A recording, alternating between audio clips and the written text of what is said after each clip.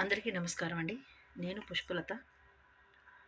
ఈ devotional book reading ఛానల్‌లో ఈరోజు నేను చదవబోయేది అంశం ఏంటంటే, బాబాగారి సచ్చరిత్ర పుస్తకంలో నుంచి 16, 17 అధ్యాయాల్లోంచి చదవబోతున్నాను.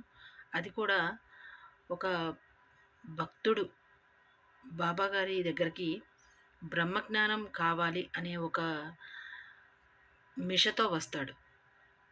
అతనికి బాబాగారి అనుగ్రహం దొరికిందా? బ్రహ్మజ్ఞానం బాబాగారు ప్రసాదించారా? అనే దాని గురించి ఈరోజు చూద్దాం.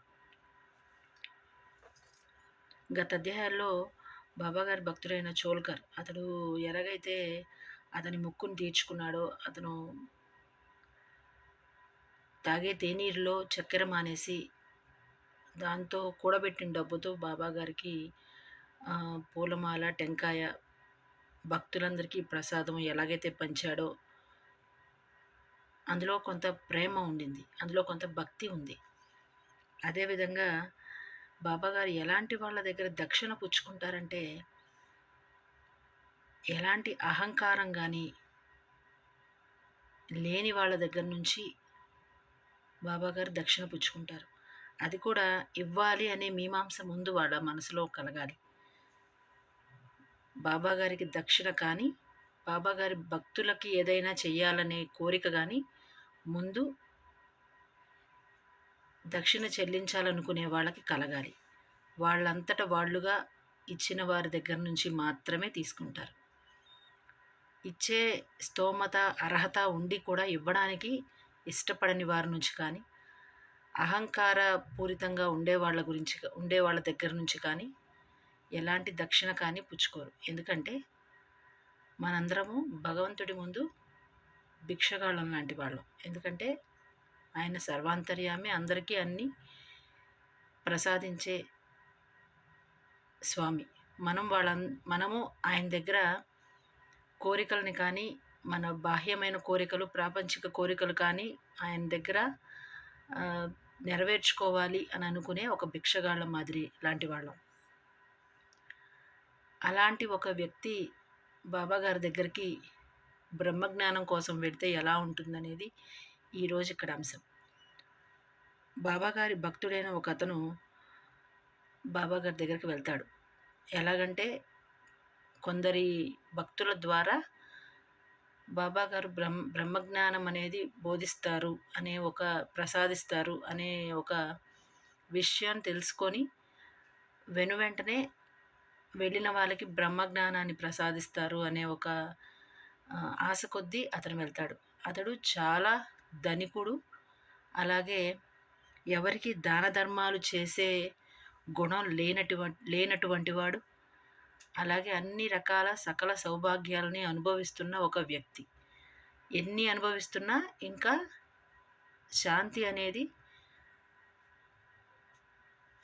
ప్రాపంచిక విషయాల మీద ఒక ఇచ్చ అనేది పోకుండా ఉన్న వ్యక్తి. అట్లాంటి వ్యక్తికి నిజంగా బ్రహ్మజ్ఞానం దొరికిందా అని చూడాలంటే ఈ అధ్యాయంలోకి వెళ్ళాల్సిందే. అదేంటంటే, బాబాగారి భక్తుడు ఒకడు బ్రహ్మజ్ఞానం బాబాగారు బోధిస్తారు అనే ఒక విషయం తెలుసుకొని అతని స్నేహితునితో ఇలా చెప్తాడు. నేను బాబాగారి దగ్గరికి బ్రహ్మజ్ఞానాన్ని బోధించమని అడగడానికి వెళ్ళబోతున్నాను ఆయన దర్శనం కోసం అని బాబాగారి దగ్గరికి ప్రయాణం అవుతున్నానని చెప్తాడు. అతని స్నేహితుడు ఏం చెప్తాడంటే, నీలాంటి వాళ్ళకి బ్రహ్మజ్ఞానము దొరకదు. ఎందుకంటే నువ్వు రకరకాలైన సర్వైశ్వర్యాలని అనుభవిస్తూ ఉన్నవాడివి. ఎవ్వరికి కూడా దాన ధర్మాలు కానీ, లేదంటే అవసరం అని వచ్చిన వాళ్ళకి వాళ్ళ అవసరం తీర్చడం అనే ఒక స్థితిలో ఉండి కూడా చేయలేని ఒక వ్యక్తివి. అలాంటి నీకు బ్రహ్మజ్ఞానం దొరుకుద్ది తొందరగా అని అనుకొని వెళ్ళొద్దు అని చెప్తాడు. కానీ అతని మాటల్ని లక్ష్య పెట్టక ఈ భక్తుడు వెళ్తాడు. ఒక టాంగాకు రాను పోను బాడిగ కట్టించుకొని మరీ వెళ్తాడు.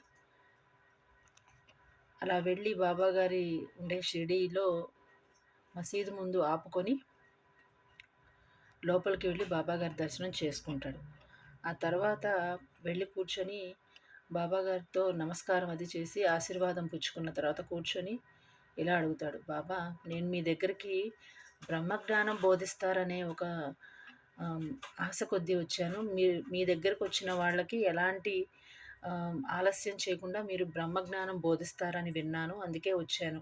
మీరు బోధిస్తే నేను తిరిగి వెళ్ళిపోతాను. చాలా దూరం నుంచి ప్రయాస కోర్చి వచ్చాను. నా ప్రయాసను అర్థం చేసుకొని మీరు బ్రహ్మజ్ఞానాన్ని బోధించండి అని అంటాడు. బాబాగారు ఏమంటారంటే అప్పుడు, నువ్వు నాకు చాలా గొప్ప భక్తుడు అవుతావు. ఎందుకంటే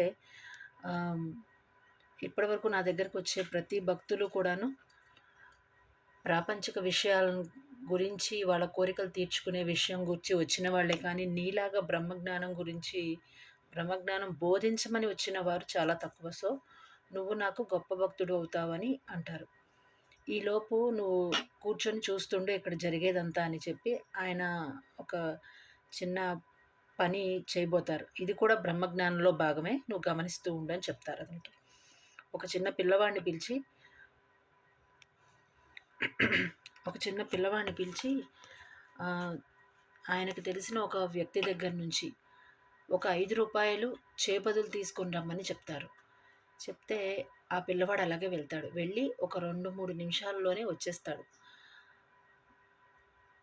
ఎవరి దగ్గరికైతే 5 రూపాయలు చేబదులు తీసుకురమ్మని పంపించారో అవసరమై చేబదులు కోసమని పంపిస్తారు. అవసరం ఏంటని తెలుస్తుంది ముందు ముందు.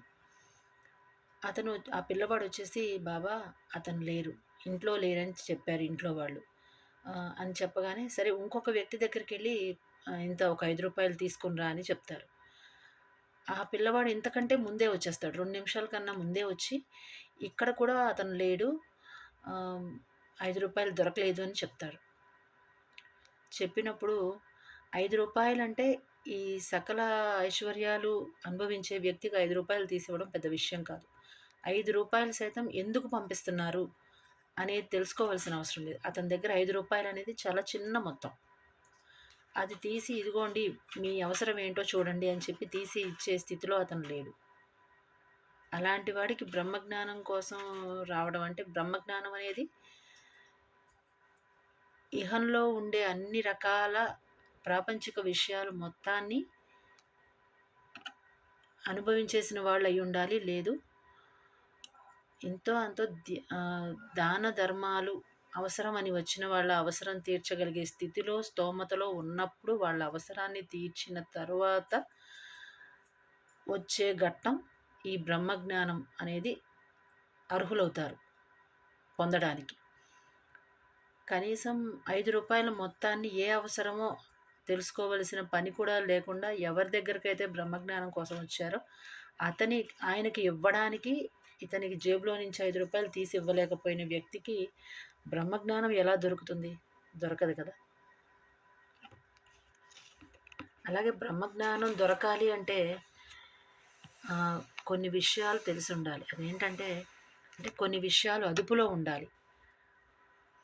అవేంటంటే పంచేంద్రియాలు అదుపులో ఉండాలి, పంచ ప్రాణాలు అదుపులో ఉండాలి. అవేంటి అనేది రేపు చూద్దాం.